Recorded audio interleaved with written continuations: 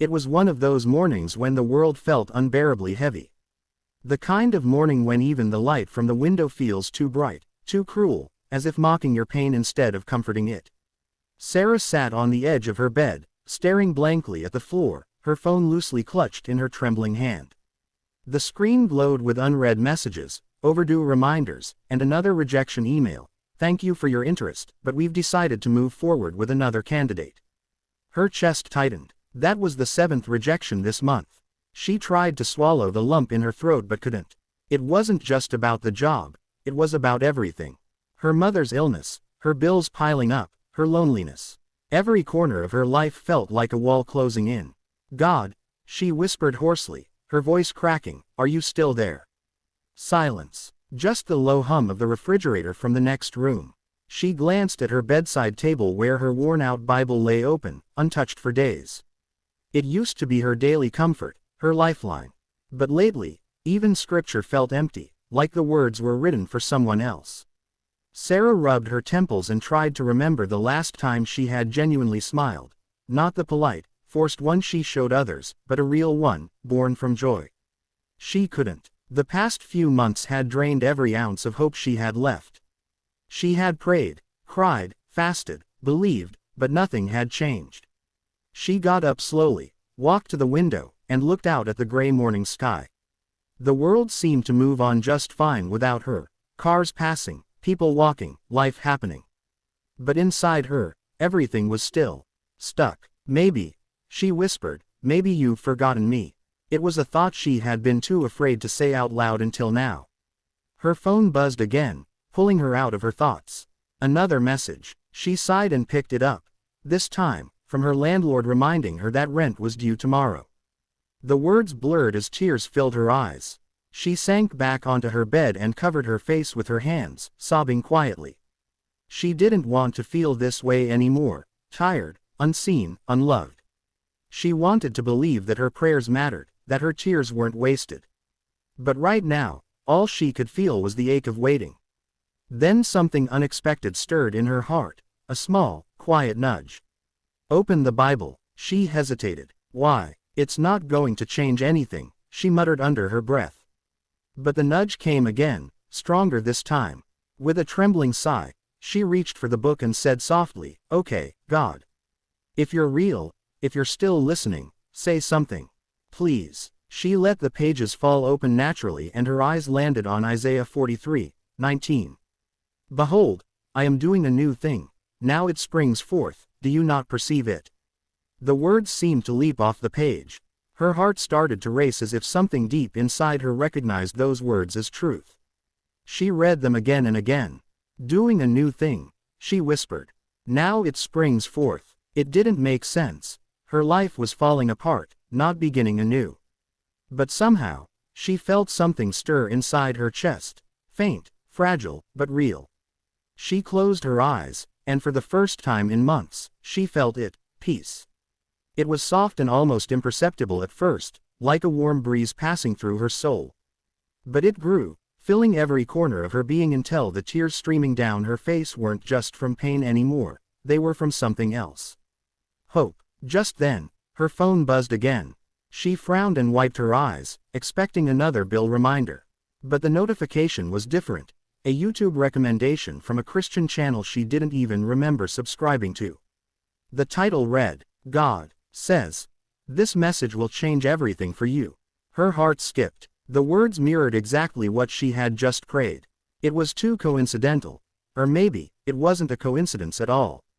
She hesitated for a moment before pressing play. A man's calm voice filled the room, steady and compassionate. My child, it began, you've been asking where I am. You've wondered if I've forgotten you. I have not. Every tear you've cried has been seen. Every prayer you've whispered has been heard. The delay is not denial. I've been preparing something beyond what you've prayed for. You were not being buried. You were being planted. Sarah's lips trembled. She covered her mouth with her hand as the voice continued. You think I am silent, but my silence has been the sound of your growth. I have been shaping your heart, teaching you faith when nothing makes sense. Every closed door was protection. Every disappointment was direction. Every waiting season has been purpose. The room around her seemed to fade away. It was as if the message was being spoken directly into her soul. Each word hit a place in her that had long been numb. She felt her body shaking, not with fear, but with an overwhelming awareness that something divine was happening. Tears streamed down her cheeks as she whispered, "God, is this you?" There was no audible answer, but deep inside her, she knew. It wasn't just a video. It was a message, one meant specifically for her, right at the moment she was ready to give up. Her sobs turned into laughter through the tears, broken, grateful laughter. For the first time in months, she felt alive. The heaviness that had been suffocating her began to lift, and the fog of despair started to clear. She got off the bed and knelt on the floor, her hands raised slightly as she whispered, "Thank you. Thank you for not giving up on me even when I gave up on you." The warmth inside her grew, spreading like light through darkness. She could almost feel arms around her, not physical ones, but something stronger, eternal. After a while, she stood up, still trembling, and looked at herself in the mirror. The reflection staring back at her was the same, tired eyes, messy hair, but something had changed. There was a glow, a quiet strength in her gaze. Her situation hadn't shifted. The bills were still there. Her mother was still sick. But she had changed. For the first time, she believed that maybe this valley she was in wasn't the end, it was the beginning of something new.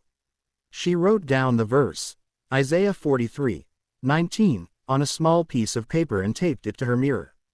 Every morning after that, she would read it aloud. "Behold, I am doing a new thing." Those words became her anchor. Whenever fear crept in, she whispered them again, letting them remind her that God was working, even when she couldn't see it. And deep down, she knew this was more than just encouragement. This was a promise, a divine whisper that would change everything, not by altering her circumstances overnight, but by transforming her heart first. She didn't know it yet, but this was only the beginning of a miracle in motion. A week passed, and though Sarah's outward circumstances looked much the same, everything inside her felt different. Her life hadn't suddenly become easier. Her bills were still due, her mother was still weak, and her future uncertain, but her heart had changed. Each morning she woke up and whispered the same verse that had saved her soul. "Behold, I am doing a new thing. Now it springs forth." The words had become her breath, her daily bread. She no longer woke up asking, "Why?" but instead saying, "Thank you." Her faith had taken root in the soil of her pain, and something beautiful was quietly beginning to grow. One gray afternoon, Sarah sat in a small cafe near her apartment, sipping tea and reading her Bible. The cafe was quiet except for the soft hum of jazz music and the faint chatter of people working on laptops. She had just begun to underline another verse when she heard a faint sound, someone crying. At first, she tried to ignore it, assuming it was just someone having a bad day. But the crying grew louder, more broken, coming from the next table over. A woman, maybe in her mid-30s, sat with her head down, tears dripping onto the rim of her coffee cup. Sarah felt that gentle tug again, the same quiet whisper that had told her to open her Bible a week ago. Go talk to her. She froze. God, no, please. I'm not good with strangers. What if she doesn't want to talk? What if I say the wrong thing? Go. The voice was soft but insistent. Sarah hesitated for another moment, then took a deep breath and walked over. Excuse me, she said gently, I couldn't help noticing that you're upset. Are you okay? The woman lifted her head, startled. Her mascara was smudged, and her eyes were swollen. No, she stammered. I just lost my job today. And I'm a single mom. I don't know how I'm going to pay rent or buy food for my kids. Sarah's heart clenched. The woman's story sounded painfully familiar, too familiar. She sat down across from her without asking permission, moved by something stronger than politeness. I know what that feels like, Sarah said softly. I've been there, actually, not that long ago. The woman looked up, a flicker of curiosity through her tears. Really? Sarah nodded. A week ago, I was sitting on my bed, ready to give up. Everything in my life was falling apart. I felt like God had forgotten me. The woman gave a small, bitter laugh. Yeah, that sounds about right. Sarah smiled gently and reached into her bag. She pulled out a small note card, one she had written for herself, with the verse from Isaiah 43:19. This verse changed everything for me. I don't know why, but I feel like I'm supposed to give it to you. The woman took the card and read it aloud, her voice trembling. Behold, I am doing a new thing. Now it springs forth, do you not perceive it? She stared at the words for a long time before whispering, a new thing. Then she looked up at Sarah. Do you really believe that?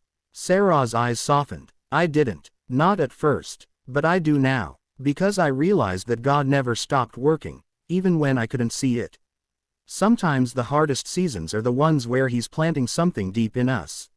For the first time since Sarah had approached her, the woman smiled faintly. You sound like you really know Him.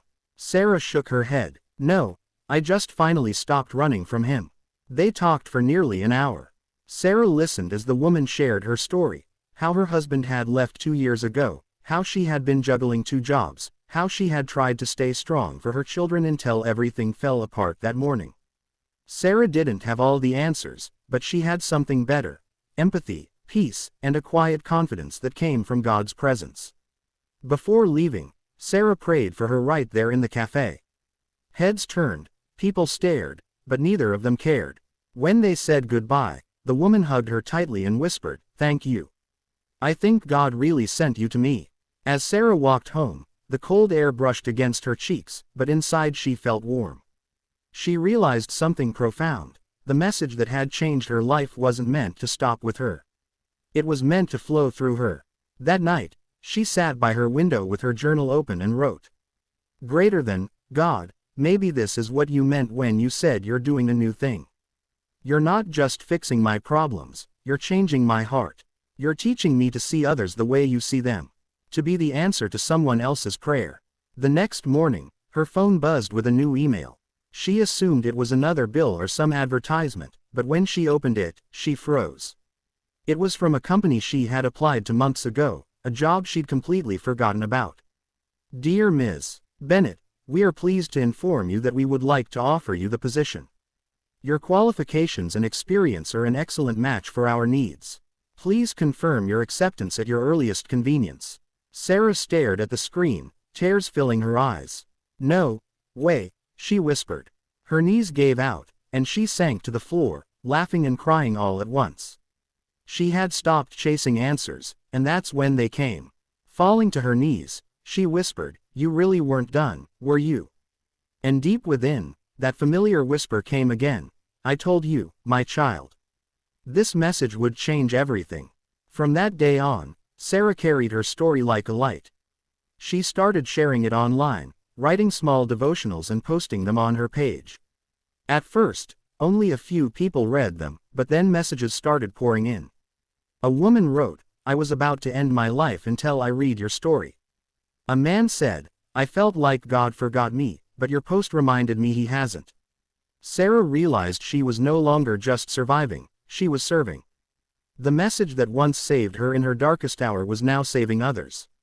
Months later, she was invited to speak at her church about faith during hard times. Standing on the stage, looking out at faces filled with pain, hope, and longing, she felt the same trembling she had felt that first day in the cafe.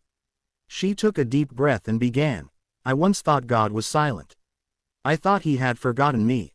But what I learned is this: sometimes, His silence means He's working on something greater than you could imagine. Sometimes, what feels like an ending is really a planting. And when the time is right, the seed you thought had died will begin to bloom." People began to cry softly in the audience. Sarah smiled and continued, her voice steady.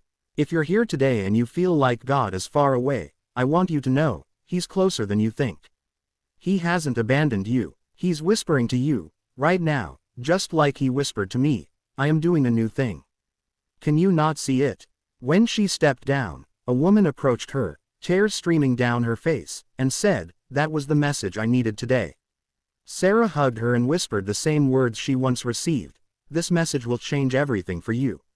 And deep in her heart, she knew it would, because when God speaks, even the smallest whisper can transform a life forever. For Sarah, the miracle wasn't just in the job offer, the provision, or the answered prayers. The miracle was in her heart, reborn, renewed, and ready to be used. And she finally understood. God's message doesn't just change everything for you. It changes everything through you.